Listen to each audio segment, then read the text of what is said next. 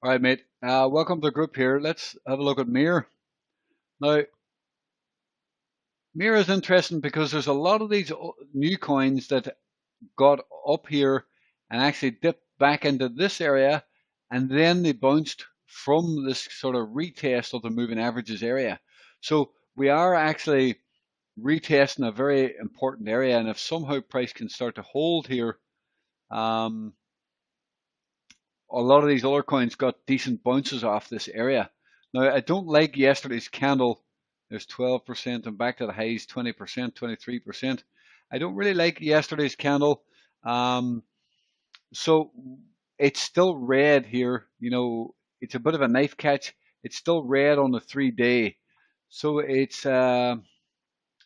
makes it a bit harder to buy. Ideally, you're probably best to wait until tomorrow and see then if this could get a flip and turn green on a new day and then maybe bounce back up.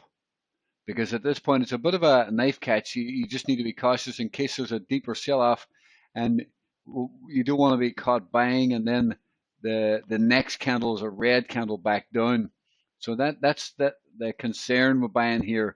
Although most new coins in the market at this point that got above and dropped back to this area had a bounce. So the safe way to do it would be to wait until tomorrow and then look to take that play, see if we can get a bounce back up. We're red on the week at this point. At this point, there's 4 days left, and we're creating a bearish engulfing candle. So price really needs to find some strength here and try and flip green quickly because we really do want this to continue going deeper red. That's not a good sign at all. So the safe way of doing it is to wait until tomorrow. The very risky way of doing it would be to buy now with a stop below this low. I think that's risky in my opinion. If we had potentially stop hunted, see these two here. If we had I didn't really look at. I meant to say these two. Sorry, I lost track there where I was looking. These two.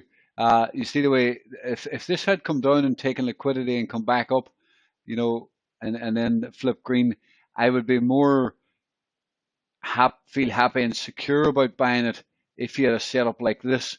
As the moving average is holding price, you get that stop on and flip green. That would be a better setup. This is not that. We didn't get any lower wicks down in here. So the safe way for me, look to buy tomorrow if we flip green. We're into a fairly decent area here, but we just need to be careful in case there is a deeper dip.